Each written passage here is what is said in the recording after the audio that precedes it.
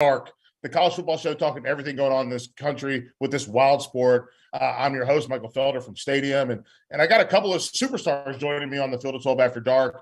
And folks, by the way, you know what? I'm going to do this after. I'm going to bring in Trevor Knight first, former Oklahoma quarterback, former A&M quarterback, Field of 12 analyst. Trevor Knight, how are you doing? I'm doing well. Glad to be with you guys tonight. Going to be a fun show. We got a fun show coming up. Jake Butt, former Michigan tight end, Big Ten Network, and Stadium college football analyst. What up, what up? What's going on, Felder? This is like pretty monumental because you're kind of passing the baton to me here at Stadium, right? Like you're moving back home to Charlotte where you will actually have a yard and you're handing the baton. So it's great to meet you, man. Football's finally here. I'm excited to actually talk about real live football. It's going to be great. And that's the whole point of the show is we're going to talk real football. We don't have to speculate about things or any of this stuff. And folks, make sure you check us out on the SiriusXM app. And I'll tell you this, you can find Trevor Knight, you can find Jake Butt, but you also find Max Starks, you can find Bryce Petty, you can find Clint Sterner, you can find George Whitfield, you can find Kevin Sumlin, everybody on that app, all of the people all the revolving cast of characters, you can find them on the SiriusXM app. And obviously we're brought to you by BetRivers, but also make sure you subscribe to the YouTube and on Twitter. You can watch us all there, but definitely check us out on the SiriusXM app. We got a jam-packed show tonight, and I'm super excited because we're going to talk ACC, we're going to talk Bama, Texas, and thanks to Jake and Trevor, we will also talk about Michigan quarterbacks. We're going to talk the quarterback battle and figure out what's going on there and what Harbaugh's doing. But first, you know, we always kick off the show with the toast. And Jake, you're kind of like the new guy, right? I am. So I'm going to let you lead off the toast. What are you toasting to tonight? To the game of football, man. To the game of football. Because you know the thing about football, the reason it's so hard is the reason we love it. It pushes you. It demands your best as a man, as a player. It demands your best of your spirituality. Every single day you're tested and you have to show up with your 100% effort and do that day in, day out, year in, year out. And all that guarantees you is a shot, as we're going to break down with this quarterback battle. That doesn't guarantee you anything more than a shot. That's what you love about it. It's a metaphor for life. And then you build awesome relationships like this. So toast to you guys, man. Happy to be here. Looking forward to a great season. Man, I'm ready to run through a brick wall after that one, Felder. I'm going to give my toast of the night, not to the player. Now, the player did a very good job, and we've talked about him a lot on this show up to this point. They hosted the Utah Utes, got a big win. Anthony Richardson, it was an awesome game. But my toast is going to go to the leader of that program, Billy Napier. Billy Napier in year one, first week, brings in a top 10 team into the swamp, shows how tough it is to win at that place, flexes his muscles. I hope he has a great coaching career there in the orange and blue. So Billy Napier, cheers to you, my friend. Great. Well, you stole mine. You did steal mine. I was going to do that as well. I thought he did a really good job. This is the way that I've been describing that. He built the perfect sandbox for Florida to play in. No deep balls, so they had less negative passes. A lot of leaning on that Utah team that I didn't realize how much smaller Utah would be than Florida until we saw them on the field together. So that was interesting. So I got to come up with my own toast now. And I guess for my toast, you know what? I'm going to go to Oklahoma. And I've been doing a little bit of watching and rewatching and watching again. I'm going to toast to Braden Willis. I think he is someone who's going to bubble up into being maybe a first rounder, but definitely a day 2 pick in the NFL draft. So I'm toasting to Braden Willis. Bang. Let's do it. Rip that shot, Felder. All right. Let's go. And shout out to Braden Willis and his podcast. Braden's got a pretty cool little podcast rolling. So you guys got to check that one out as well. Look at that. We got to plug in. Let's do it, baby. Okay, here we go. So we got the jam-packed show. We're going to talk about the ACC. We're going to talk about Iowa winning 7-3 without scoring a touchdown. But let's start with Sam Hartman. Sam Hartman now is coming back. Now we find out what was going on. I got friends in Winston. I'm a North Carolina kid. No one was sure what was going on. He comes back, reveals that there was a blood clot issue. He's been cleared to play. Les Johns from 247 reported from the presser. He's cleared. He's ready to go. Mitch Griffiths, I thought, handled that VMI team very well. But the question I have for you, and I'm going to start with Trevor and then Jake. Once Trevor is done, you hop in. Trevor, is Sam Hartman the best quarterback in the ACC? I'll take a step back. I will get to the answer, the yes or no answer, okay? But let's first talk about the issue that he's been dealing with. I'm glad that he's okay, all right? I'm glad that he's been cleared and he now can play football. But just from a guy that is the leader, the unquestioned leader of that program coming into the year, to have to take a step back right before the season starts, that is tough mentally, not only on him, but the rest of the guys around him. And so they will be a better team when he steps back behind center just because of the hype and the leadership around him. That being said, yes, I think he is currently the best quarterback in the ACC. You could make an argument that a non-starting quarterback that wears orange at the University of Clemson might be better than him long-term, maybe even this year. We'll see. But as it stands right now, he is the best quarterback in the ACC, in my opinion. I also want to hit on the injury because I tore the blood clots. Mine was different. It was an ACL. I did my ACL 3 times. So a little bit of a longer recovery at that point. And man, you grow up and you do everything in your life just to get a chance to take the field on, if you're lucky, 10, 12 Saturdays. He's earned the right where he's had an amazing career, one of the most decorated quarterbacks in program history. And to be faced with that, I can just speak from experience, man. When you're injured, it's never the physical thing. It's never the physical thing with the football player because it's a physical game. It's the mental thing. And you question life. Like there's times I would look up at the sky and be like, why is this happening? What is going on? So to be able to absorb the blow of that question, the blood clots, and go to that dark place. And I'm sure that was extremely tough. And to now be cleared and to get that weight off your shoulders, man, it gives you just a new appreciation for the game of football. You think you appreciated it until it's gone. So I would say with that, I would have to say that to me, knowing and having walked through that only propels his case to be the best quarterback in the conference. I think he's going to take this field, if not this week, whenever going forward, with just a newfound love for the game of football. Already had such a successful career, but I think the perspective of an injury can only propel his game forward. So here's the thing. This is the way I want to take it, because I understand, because we've seen listen, I'm a little bit older than you guys. And listen, if you can't tell by the gray in my beard, Tommy Frazier, he didn't have a career at the next level because of issues with blood clots, right? So we've seen that happen. We've seen guys battle things that were not football related. They were they were like hereditary or just freak things happen that have caused problems. But let's keep it to the football part of it. Let's stick to the football. And I don't want to say that like discounting it, because it is important that we acknowledge that this was a real health issue that had nothing to do with football. The reality of it is we have Devin Leary. We have Tyler Van Dyke, by the way, have you guys seen him mocked in the first round? Because I have. I've seen him mocked in the first round from an NFL draft standpoint. I don't know if I agree there. So right. So that's the reason I'm asking the question. And then I'm going to say this: Brendan Armstrong is the best quarterback that we never talk about. So where does he in that mix? So if you guys both agree Sam Hartman's number one, so let's do the next 3. What's the next 3? Where do you put the next 3? Well, I'll say this. I'll start, Jake. And by the way, Drake May also Drake May, the youngster coming in and slinging it around for UNC. Yeah, I think what gives Sam Hartman the nod for me is his history, is his leadership, and is his experience at the position. He's been there. He's done that. He's taken Wake Forest to new heights, in my opinion. Yes. Now, they've had good teams in recent years. Don't get me wrong.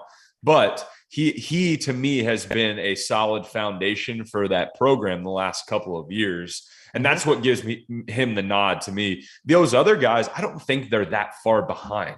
Tyler Van Dyke obviously has a ton of skill. We'll see how he pans out. If he can be consistent this year, absolutely, he's in that conversation. I'm going to call a timeout. Listen, you guys, this is our first time doing the show together. I like to call a timeout. Do you think that Tyler Van Dyke is the Will Levis of the ACC? I think he has the ability to be this year. Now, okay, they go out. Jake. Come on, Jake. They score 70 points in week one. It's tough to be consistent week in and week out. And I don't know if he has that in him. He has to prove me wrong in order to step in those shoes. So Jake, about Tyler Van Dyke, a thing to consider here, and I know him all too well, is they went out and got Josh Gaddis. And I like to follow trends. Okay. So Josh Gaddis he got his chance to be an offensive coordinator at Michigan. Year one looked a lot different from a Michigan offense standpoint than this last year did. And that Michigan offense was rolling. Now, they were extremely run heavy, but Gaddis showed some really great creativity down the stretch and didn't ask much of Cade. If he feels Van Dyke has more talent, I'm betting on Gaddis's ascension as a coordinator to really benefit Van Dyke. Miami has a program to benefit him. I agree with you, Trevor. I don't think there's much separation between, if you want to talk about those next 3 or 4 guys in the number one, it's a good race. And we got to have takes here, but I like to say, let's see how the season plays out and let's watch these games, as they get tested throughout the season. I think it's going to reveal itself. Well, I think the cool thing is you said we got to have takes here, but the reality is we're here. We're 3 football players talking about football, right? We're 3 guys that have played. We've sat in meetings. We've done 2-a-days. We've done all this stuff, right? You guys played way more. I just practiced a lot. So it's just that's the reality of the situation. But let's look at this. We look at Wake Forest in the ACC. We saw Clemson on Monday night. We saw Florida State on Sunday night. Wake is in the last season of the Atlantic. Does Wake have a chance to win the ACC this year? I don't see why not. Okay. I look at that's not a lot of conviction, though.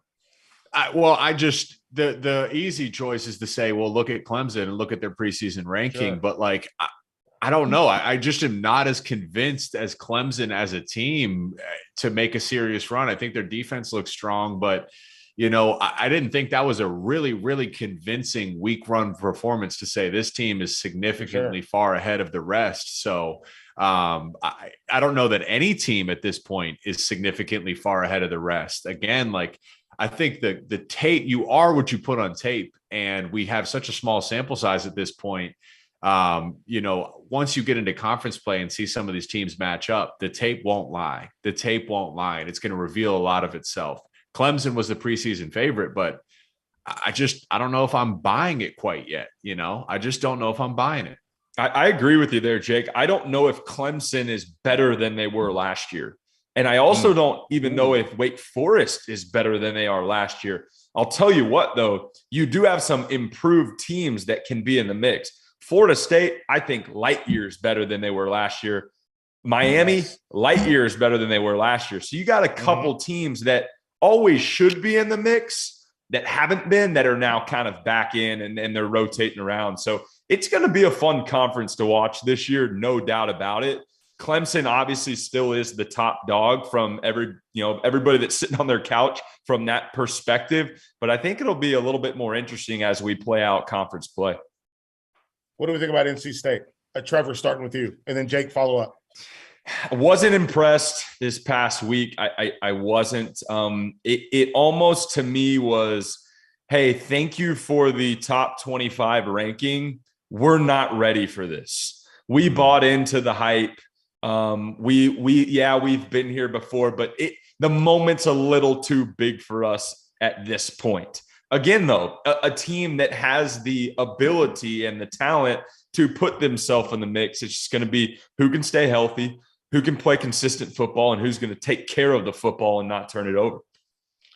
I actually liked NC State going into the season. I'm like, hey, this team, This team's got a real shot. I actually don't think ECU is a terrible team either. I think like it's easy to write ECU off as a team that's like, hey, these guys are a slouch. Look at NC State. They're struggling with them. Hey, it's week 1. I don't think ECU is a slouch.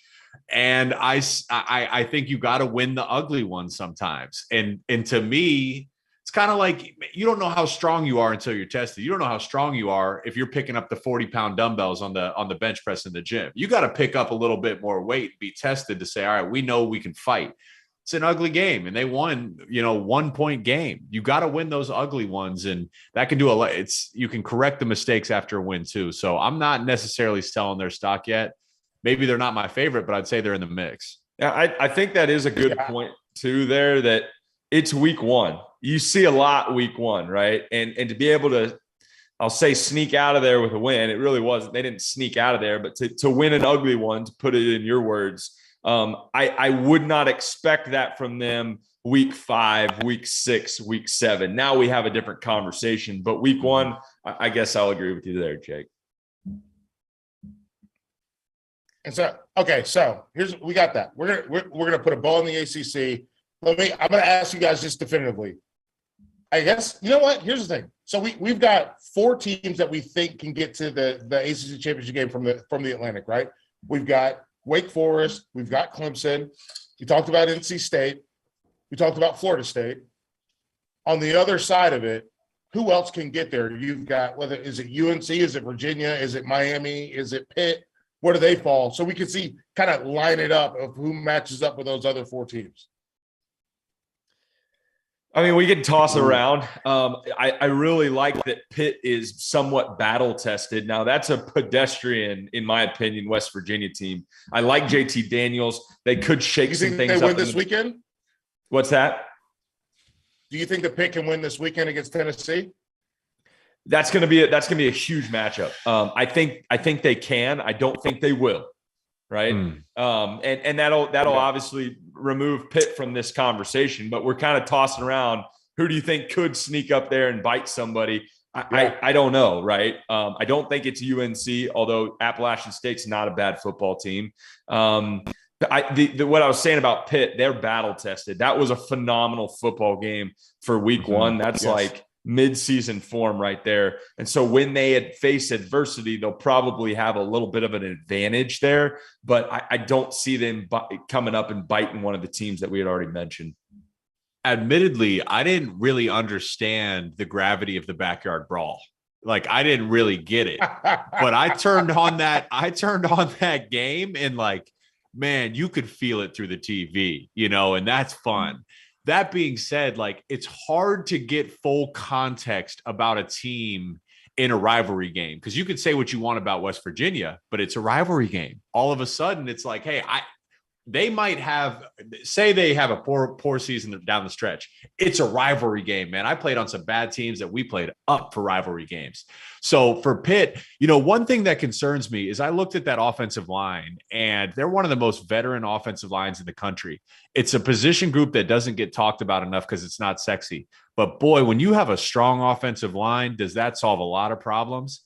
They got pushed around at times by that West Virginia defensive line. So I'm questioning my own conviction about how strong that line is going forward, especially at the point of attack. On the flip side of this Tennessee game this weekend, like, my trust has been broken by this Tennessee team. Like, it seems like every year, week 1, you're like, wow, this is the year. These guys are tough. But then down the stretch, you're like, I was wrong. And I feel like I need to see it.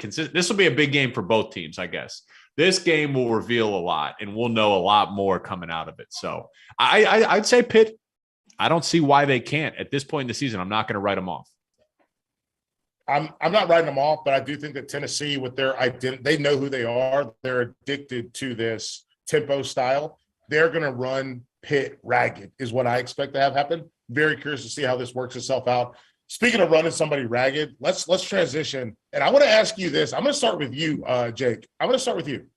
And folks, make sure you check us out on the SiriusXM app. Find us on there, Field 12 After Dark. Jake, I'm going to start with you. Why is Texas playing Alabama?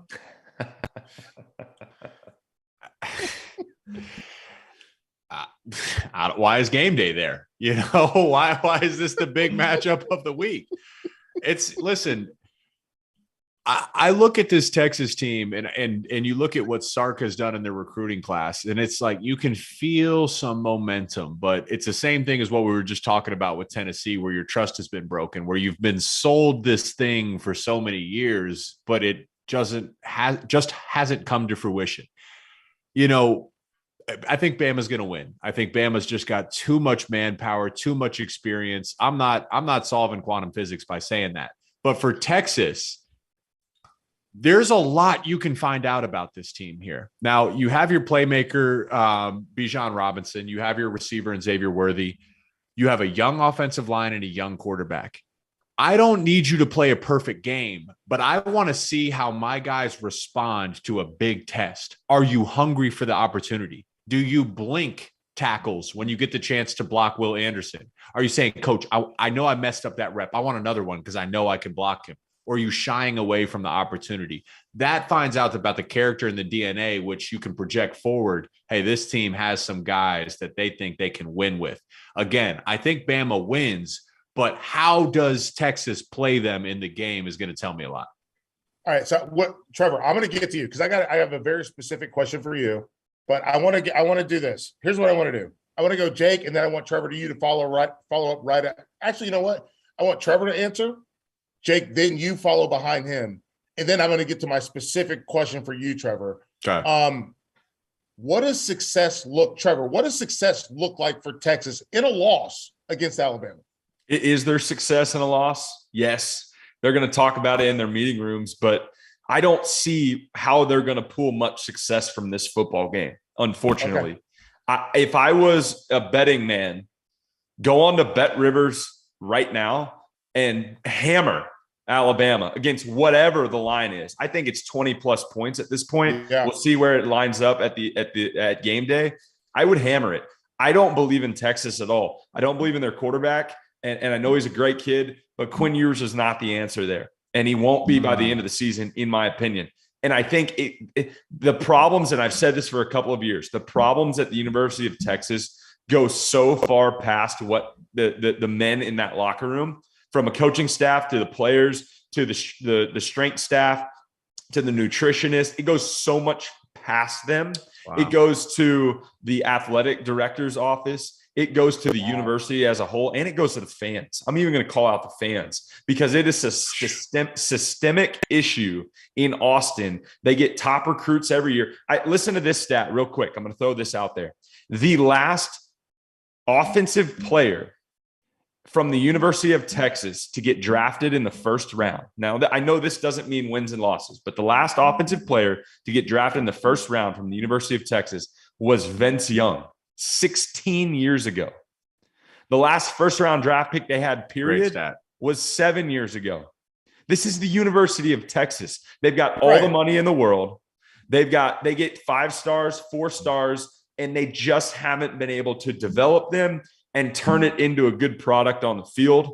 And so the reason they put this game, to answer your original question, is because it is 2 big logos, right? It's Sark versus his mentor. There are plastic uniforms. There's some decent storylines. Unfortunately, Texas isn't holding up their end of the bargain.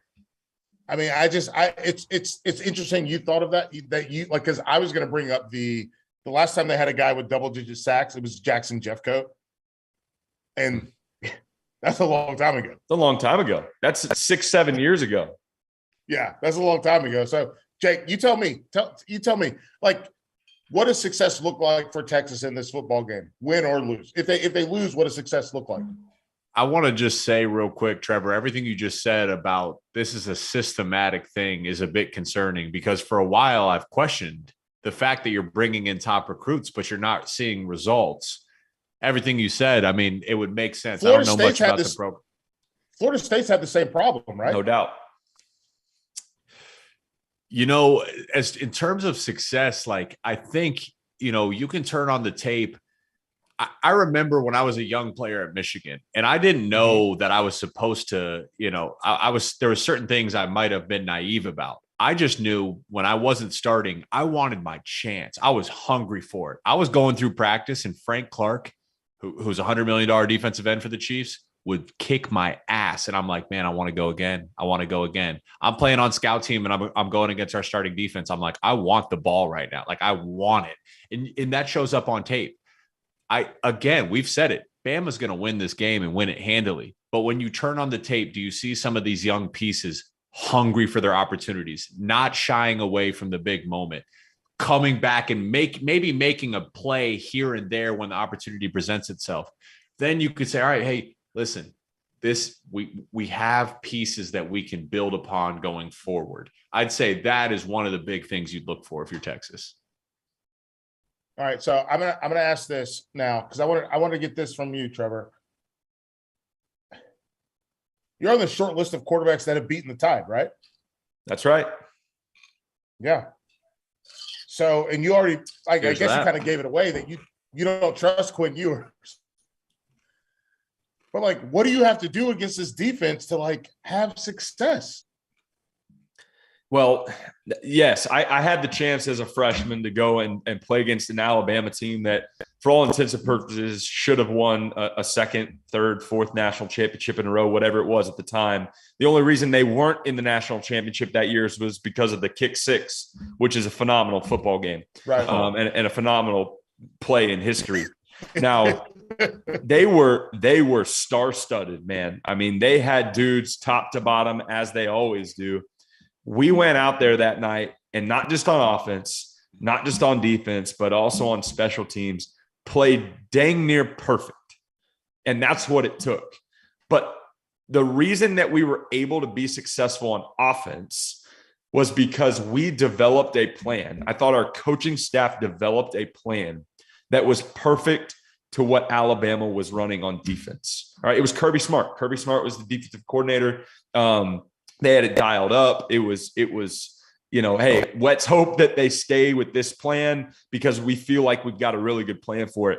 Jake, you know this, both you guys know this from playing ball. You have your top 10 plays that you go through in your meetings leading up to the game.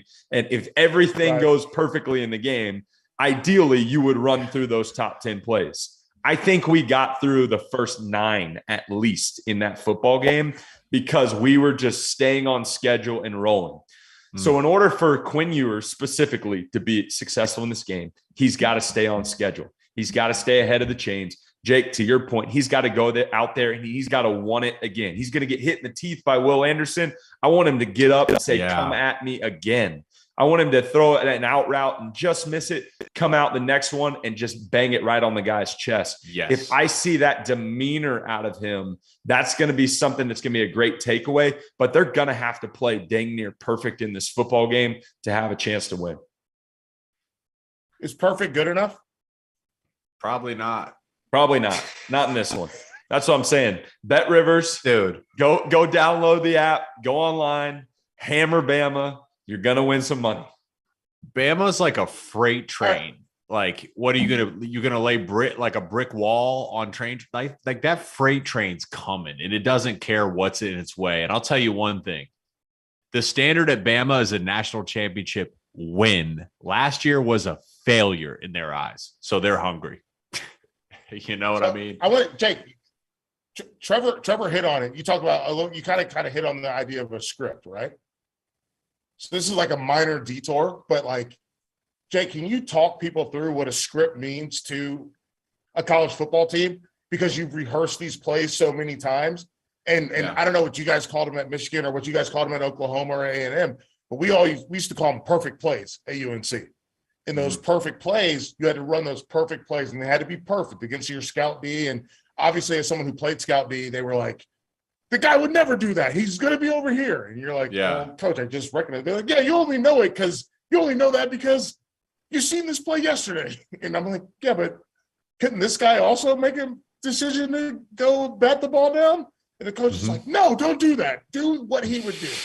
So take us through what perfect plays means. And once Jake gets done, Trevor, get in here. And then we're going to move on we're going to talk a little Michigan after this. But take folks through. Show them a window into perfect plays. So honestly, we had a couple different scripts. The main one that was team wide and offense wide is, if you're playing your game Saturday, you meet Friday night and your offensive coordinator gets in front of the whole offense and he says, here's our first 10 plays. Okay. So you have your first 10 plays scripted out. And typically you're trying to get your offense into a rhythm. So those are some of the plays you feel really, really confident about. Everyone knows your first 10 plays. If the drive goes great, you roll through it. If you don't get to those 10 plays, you're going to get to them eventually. You feel those are your best plays. Now, Trevor, I'm interested because, I heard some of this as well. This wasn't offense wide, but coordinators would go to your starting quarterback and some of your best players and say, what do you feel most comfortable with? Here's what I'm thinking. And you'd have a handful of plays that say, hey, this is what I want to call. This is what the quarterback's comfortable with based on practice this week and based on what he saw from the receivers, the tight ends, and running backs. And from there, you'd have another grouping of 8 or 10 plays. So it was kind of a twofold script. There's also a script coming out of half as well of maybe 8 to 12 plays. So there's a lot of, making it up and as you go and unscripted. But when you have the opportunity to script, there's certainly scripting going on. Yeah, Jake, that's exactly what it's like. And being a quarterback, man, we got patted on the back. We got coddled. We got rocked. Everything had to feel nice and perfect. You guys had to stick your hand in the dirt and smash each other's heads and inside while we're over there wearing our cute little red jerseys, throwing the ball around.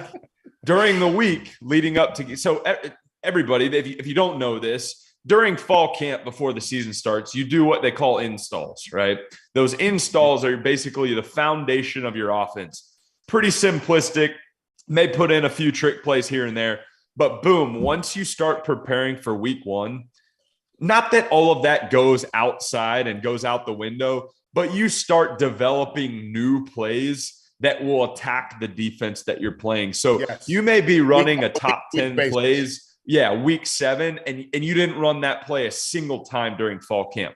So, yes, during the week, you'd have your top 10 plays. They'd be listed out prior to the first practice of the week.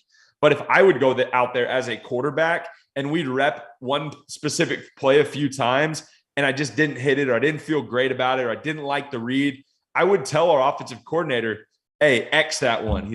Are you sure? That's a really good play. Man, I don't feel comfortable running that. Exit. And it would be off the list. So, yes, Jake, to your point, those are your top 10 greatest plays. So if Quinn Ewers, back to the Alabama-Texas game, if Quinn Ewers isn't out there and absolutely dialed in and running plays to the best of his ability, maybe he didn't communicate well enough with his offensive coordinator, or maybe there's even a bigger issue than that because he definitely has a say in at least those top 10 plays come Saturday. Or maybe Bama's just that good. Or maybe Bama's that good. I'll throw that on the table too. That's right. I'll throw it on the table. No, I love that. That's the type of insight I want folks to get from Field of 12 After Dark. Make sure you check us out on the SiriusXM I love it too. I love it too. We're seeing, because listen, I've been on that scout team, right? Like, you think about this.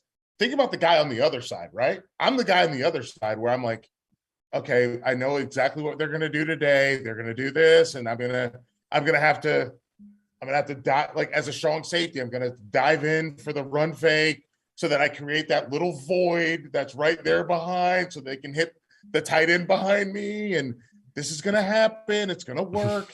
And you know what I'm saying? Like, it's but I'm used to that. And so when I watch college football, I see those things happen, but then the game starts in drive 3.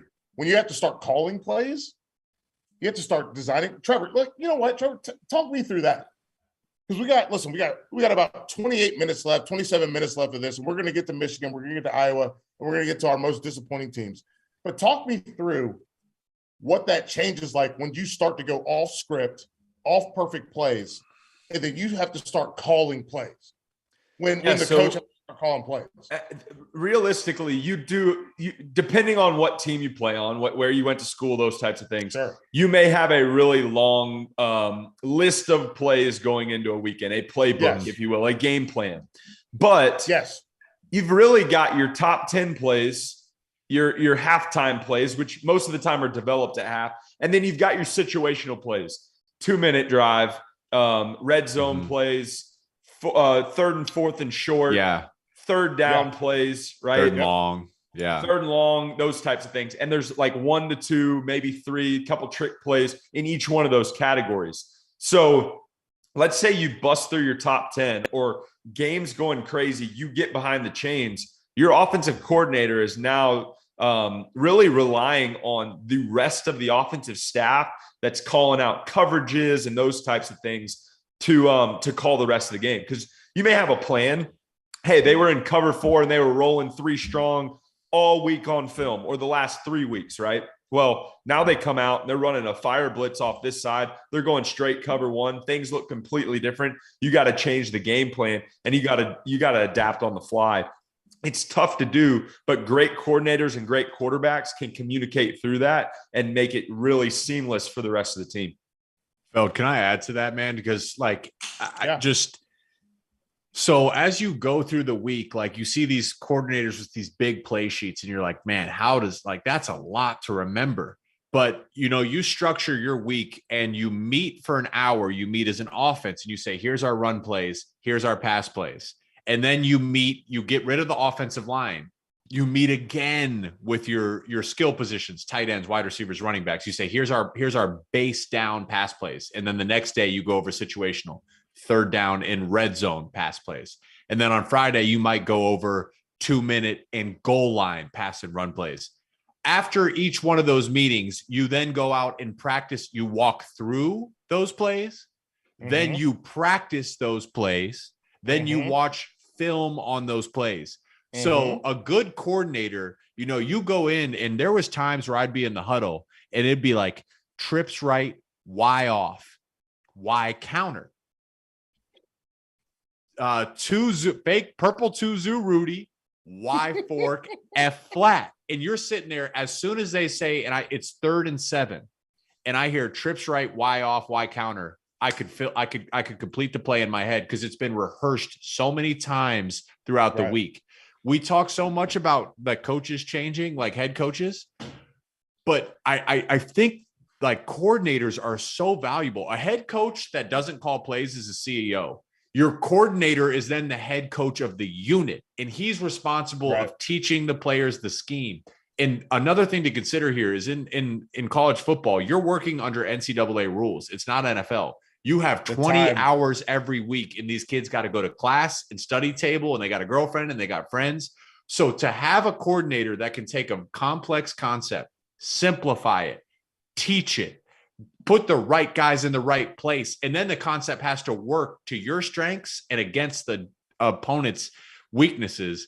Like, man, coordinators really can sway the success and failures of your team. So I just think it's such a big factor. But you also have to have players that can take those plays and turn it into an easier process in their head, right? They got to be conceptual, not memorized plays. Excuse me, not memorized 100%. words. No, you're spot on. So Jake, so Jake, you just talked about Y off. You're in a wing, right?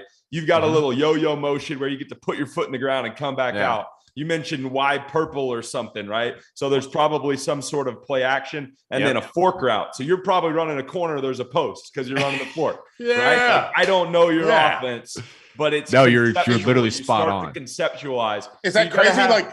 That's crazy because the thing that I think is you being in a wing, coming across, up, push out. Is that wrong? Very close. You're right. You're right. Okay, yeah. I come across the motion in a yo-yo, a counter motion. You go in and then you go back out.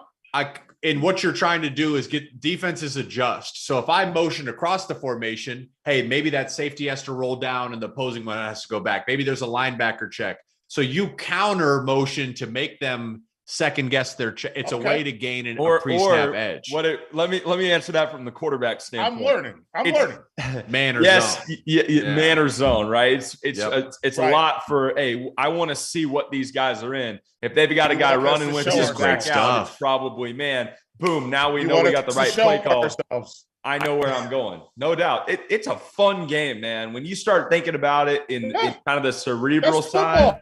It's Trev, freaking awesome. That's So football. So another thing, you talk about conceptualization of the offense. Whenever I talk to a young player, they're like, hey, if I'm the Y tight end or the F tight end, this is what I have. And I say, forget that. I never studied. I knew what everyone had on every pass concept.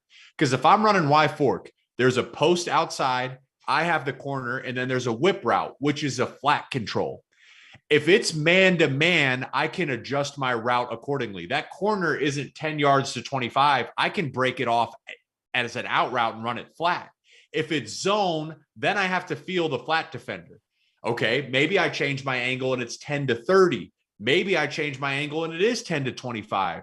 But you can only play with that if you understand the concept, because understanding the concept, you're going to know how the defenders are going to react. And then you can get creative within the scheme. So like that's when, like, you know, there's a sheet. I say it, don't be a football robot. Don't just run like what the sheet says.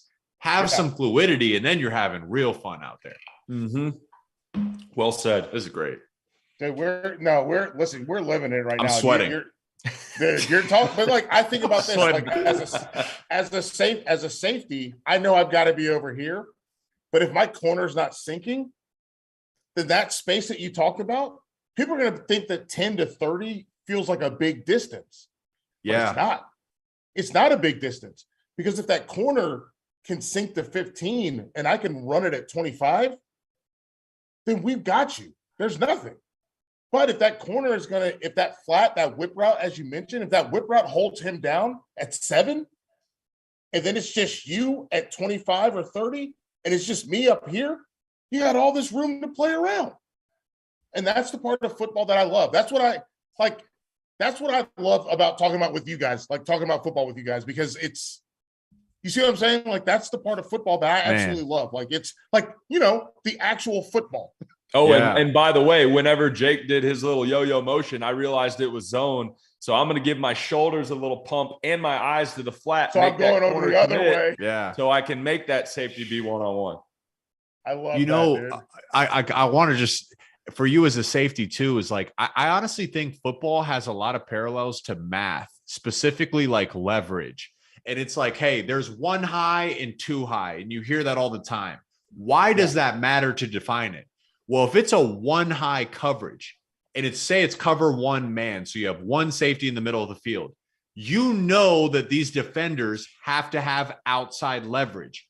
Why? Because they have to funnel the releases and the routes inside to their help in the middle of the field. If they take a risk and they bite on a release, and all of a sudden that inside slot guy is running a slot fade away from his help in the middle of the field, you're a dead man walking, you know? So unless you're Earl Thomas. Unless you're Earl Thomas, you know, and then the receiver might drop it because he thinks he's going to get decapitated anyways. But, you know, that's like, man, you kind of get this impression that football players are brutes, but man, like there's a certain intelligence that is required to play this game. And oftentimes the best players, like when you go to the NFL, like the all-time greats, their best trait is their mind in terms of how they play the game. Yeah, I listen. We're gonna move on. We're going to Michigan here in a second, but I'll never forget. Like, there's the YouTube video and the whatever it is of Ed Reed tricking Peyton Manning. You've seen it, right? Belichick. It's like the most you've ever heard Belichick. Google what was the most you've ever heard Belichick talk in 30 seconds. Yeah, it's that clip. It's Belichick complimenting Ed Reed on tricking Peyton Manning, and Ed Reed is like, good. Peyton Manning does this, so when he does this, I do that, and then I pretend to do this, and then he does a speed turn. It just goes and takes the ball away, and it's like, oh, I know what you're going to do before you do it. You know why? Because I watch film. Yeah. And I study film so much. So it just, guys, listen, you know what? Can we just cheers to just, football's a complex sport. It's really, really fun to get into. All right. We got to get into Michigan now. We're going to start with you, Jake. We're going to Michigan. Let's start with this. Both of you guys, Jake, then Trevor. Thoughts on McNamara week 1? It wasn't a clean game, and you could feel his frustration understanding the gravity of the moment. Now, what gets lost in this is his receivers didn't help him. I counted three drops. I counted some guys falling down. It wasn't a clean game for anybody, and you could just I feel for him because the dude's a Big Ten champion. The dude beat Ohio State. The dude took you to the playoff, but you could feel the pressure of the moment. He needed a clean game. He needed more than a clean game, and it didn't happen. Now, I want to say this too, though. Cade, you don't need to push a guy down to elevate another quarterback. Cade isn't a bad quarterback. I don't know where this narrative started. Cade is a Big Ten champion. Cade does so many things pre-snap and post-snap from a mindset standpoint that makes him the quarterback that he is. He may not have the arm talent or the running ability of other guys, but he does a lot of things really well. You could feel the pressing and the urgency of the moment, and it just didn't result to what it needed to on the field. Trevor, you just give me your thoughts on what you saw to him week one. I want to expand on this. So I hope we keep talking about this for a little bit. We are. We got time. In week one, he looked for having all those accolades, Jake, Big Ten champion, being the starter, winning that job going into week one.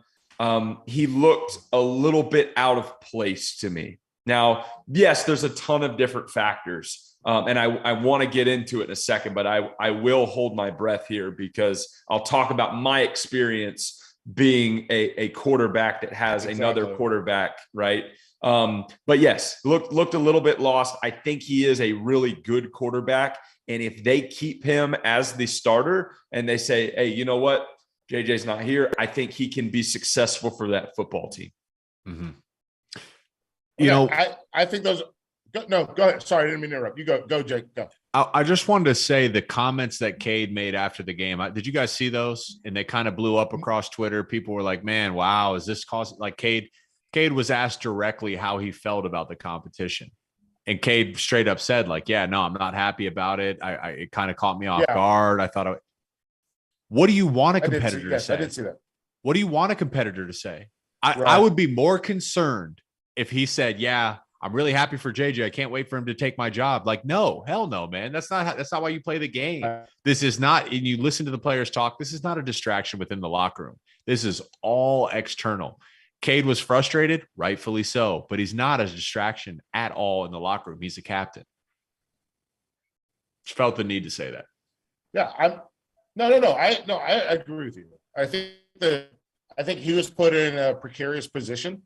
I think he was put in a position where, and I guess this is my big thing. And you know what? I want to get both of you guys' reactions to this because my takeaway was, one, you mentioned it, Jake, with the wide receivers. They were not particularly conducive to helping him be successful with the drops, with the falls, like with the batting. Like, what? If the ball's right here, catch it. Come on. Yeah. Let's do it. Let's catch it. It's here. And then the other part was I understand that Harbaugh said that both guys were going to play, but in my mind, if this is the way that you're going to run this experiment, what should have happened, and actually I want Trevor to get in here on this because I think this is a quarterback focused situation. In my mind, if you're going to run this quarterback battle this way, what you need to have is this is Cade's game. We don't see JJ at all. We don't bring him in as a novelty. We don't bring him in to be successful. We don't bring him in to show the other guy up. Maybe we bring the third string guy in, but we don't bring JJ. And the same thing goes for the Hawaii game. We don't bring Cade in if JJ's inconsistent. We don't bring Cade in to like complete to dink and dunk down the field. So Trevor, how do you feel about the way that this is being conducted? Because in my mind, if this is Cade's game, it needs to be Cade's game, not Cade's game where JJ comes in and gets to kind of show out. I think that they need to pick a starter and say, you're the guy, and pump as much confidence into that young man as they possibly can. Can they have a package for the other guy? Sure. But to play this, whoever's going to outplay the other one, it does not work. I've never seen it work. you can catch lightning in a bottle, and you may see some guys be somewhat successful in that. But I know as a quarterback that virtually every year of my career, I was battling it out with somebody. Right. It is very difficult to look over your shoulder every day at practice and think, all right, this next series I go in, I've got 4 plays. I have to be perfect. You can't go into a game or even a practice thinking I've got to be perfect, or the product is going to be far from it. The guys that play the best, and I think at any position, Jake, you can tell me if I'm wrong here, but especially at quarterback, is the ones that their team believes in them, their offensive coordinator believes in them, their head coach believes in them, their fan base believes in them, and they've got all the confidence in the world. Pat Mahomes, dude goes out there and just plays because Andy Reid pumps confidence into him. Right? Go on down the line at some of the best quarterbacks you see. They are the guy. They get that confidence in them, and that's what allows them to be successful. I had my sophomore year was the only year that I felt like I was the guy. And even then, I had people saying, hey, watch out. Baker's going to get you next year. Baker's going to get you next year. And I had to tune that out. Every other year, it was don't make a mistake. Don't make a mistake. Somebody else is going to go in, and it's just, you don't get to play free. And it's not the way to do it, in my opinion. I think they need to, and as tough as it is, because both these guys provide such good things for this offense, you've got to pick a starter and pump all the confidence into him in the world in order to be successful and accomplish what you want to accomplish, in my opinion. Jake, come on. I agree. I think energy is energy. You know, there's physical energy, then there's emotional energy. And this is an emotionally draining situation. And they're fighting it off as about as good as you can say. But regardless, it is an emotionally draining situation. Now, I don't mind it, honestly, because the way the schedule shook up, and I was at practices, it was a close battle. It was a close battle. And you're sitting here saying JJ's our 5-star quarterback. You live in the world of NIL. You live in the world of transfer portal. You have to play a political game. And there's always been politics in football because there's money in football. So you have to play a political game, and you have to look at JJ and say, hey, we're going to give you a fair shot. Cade, we're also going to give you a fair shot. Okay. We're giving you both a fair shot. Now, looking at that game, I think the fact that they play both, actually, it provided clarity. You know, when Cade's in there, they're running outside zone to the left. And say that play call, we would call it like 17 Zorro. Okay, right? An odd number means it's zone to the left. The 7 is a high number, mean it's outside zone. So when Cade hands it off, you'd watch the Colorado State defenders on the backside. Crash. They run down the line of scrimmage, and they're going to go chase Blake Corum or Donovan Edwards. They're going to go run them down. Yes. Because it wasn't 17 Zorro Reed. When JJ was in the game, those defenders that were unblocked and running down the line, I did a film breakdown of this on my Twitter. They're 5 yards upfield, both of them trying to tackle JJ, but JJ handed the ball off. That's 2 less defenders committed to stopping the running back. So he has that extra element that it's clear as day on film. Even when he doesn't keep the ball, the run game benefits because the defense has to account more people to stop JJ as a run. Not only that, you're accounting more in general to stop the run, which is creating more matchups for your receivers down the field. It was just studying in preparation for the game this weekend. It's clear the stress it puts on the defense. And, you know, one thing to remember here, Jim Harbaugh was coaching the Niners and Alex Smith had them as a playoff team. And he was a damn good quarterback. And he had them winning a lot of games. Yep. Against all odds, Jim went with Cap because he felt Cap would bring another element. Also understanding Jim Harbaugh wants to run the ball. Okay. Yes. Jim wants to have a run identity. Yep. So he's been through this experience before. I think I expect JJ to have a really good game this week too. Can I ask you a question then? So two questions, 2-part. Why, if JJ's the clear cut, was it based off of this game? Or if he was the clear cut, why didn't he start the game? And on top of that, which place would you have wanted to be in? Would you wanted to be the starter like Cade was? and then go out and have somebody else come in after the kind of adrenaline and emotions at the start of the game are out? Or would you want to be the starter and set the tone? Where would you rather have sit in the game? I'll start with this. I would say why you do it is because Cade earned the right to prove himself. And he was voted the captain, and Cade earned that right and he deserved it. And I am perfectly okay with it. And the locker room's okay with it. And Cade's okay with it. As far as who would you want to be in terms of starter or bench, I'd say I would just rather be JJ because he's got the world to gain and nothing to lose. And he's got the fans behind him and he's got the rating behind him. I'd just rather be JJ in this situation because the momentum's building. Great answer. No, I love it, guys. Like I wrote in my notes, the offensive difference. You can call the same plays, but when you call those plays, and as you pointed out, Jake, when you call those same plays, there is a tag on the back end of those plays that JJ offers that Cade doesn't bring to the table. And I think that is important because that's a huge difference. That's a huge difference. And you know what, guys? We got 5 minutes to go in the show. We're going to go quick through an offense that we also have to talk about. An offense should be quick. Yes, this will be very quick. An offense that did not score a touchdown. So just so you know, if you're listening to this show on the SiriusXM app, if you're listening to the show, if you're watching the show on YouTube, doesn't matter. Here's the point. 7-3, Iowa did not score one touchdown. They scored 0 touchdowns. They got 2 safeties, which, by the way, getting 2 safeties, if we're talking about degree of difficulty, very high. Yeah. Very high. So I'm going to give a good point. I didn't even think about that. Like, when's the last time you've seen a team get 2 safeties in a game? We haven't seen it in a long time. So I'm going to go with this Iowa team. How does Iowa find a way to control that Big Ten West with a Nebraska team that folks might look at the end of the game score against North Dakota and think that they blew them out? And the reality of it is like, no, it was tied in the fourth quarter.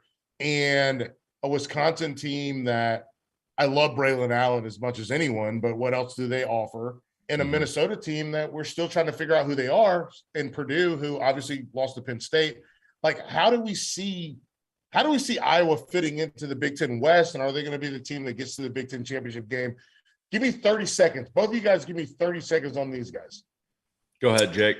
Yeah, I have serious concerns about that offense. You saw what Charlie Jones did at Purdue. That would have been their best receiver, that Tyrone Tracy, they lost talent that they desperately needed. And then they've dealt with injuries. Their top receiver remaining, Keegan Johnson out, Gavin Williams out. Sam Laporta was who I thought was going to be one of the best tight ends in the country.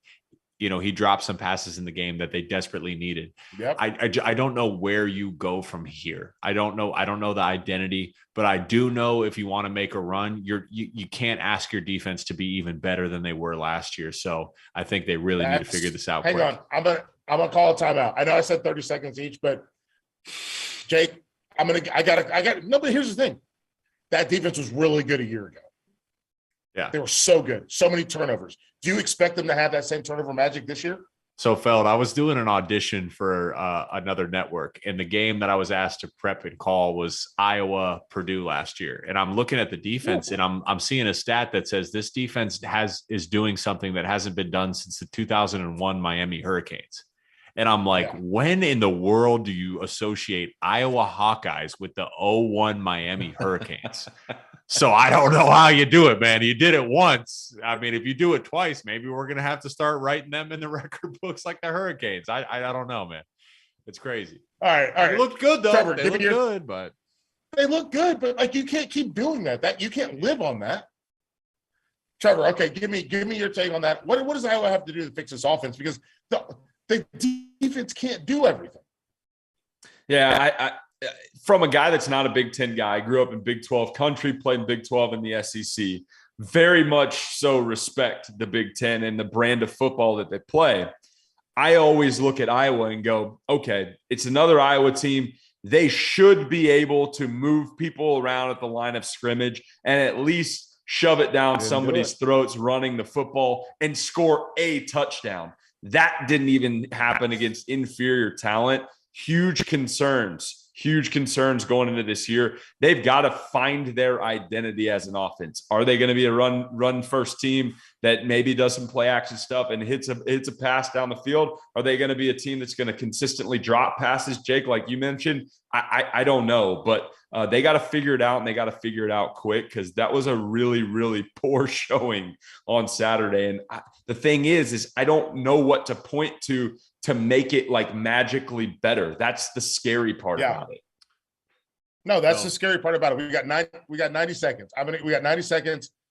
We're going to take Iowa off the board. We're going to take Oregon off the board.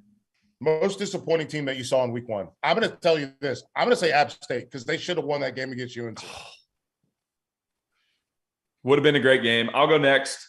I'm going Nebraska. Because, golly, Scott Frost, get it going, man. They try and bring in Casey Thompson from Texas. He's not going to be the answer. You've got the backing of one of the greatest fan bases in college football, and you're just not getting it done. Horrible brand of football. Not only this week 1, but also week 0 is bad.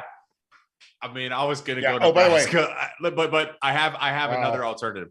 The reason I was going to go to Nebraska is because I don't necessarily think they're a horrible team like what we're seeing. I think they're having massive, horrible mental lapses that if you correct some of these mistakes that are day 1 install, you're all of a sudden going to be a much better team. I don't know. Their mistake was getting rid of Bo Pelini. That was their mistake. No doubt. My who I have to call out is the Pac-12 network. You have Lincoln Riley. You have all this momentum for USC. How the hell do we watch USC, man? People want us. That should be a massive story. Michigan was the 4th most watched game against Colorado State. It's USC, man. I watched USC. Man. I watched USC. I didn't have USC on Hulu Live. I couldn't find it. I didn't see it anywhere. Bro, Jake, you're in Chicago. You got Xfinity, baby. You got I it. don't, man. Cut the cord. Cut the cord. Xfinity was taxing. For Jake Butt, here's what we got. For Jake Butt, for Trevor Knight, I'm Michael Felder. Folks, this has been up. There's the alarm. For Jake Butt, for Trevor Knight, this has been Field of 12 After Dark. And by the way, Nebraska played North Dakota. Iowa played South Dakota State. I wanted to make sure our folks got that right, so don't get in my mentions. But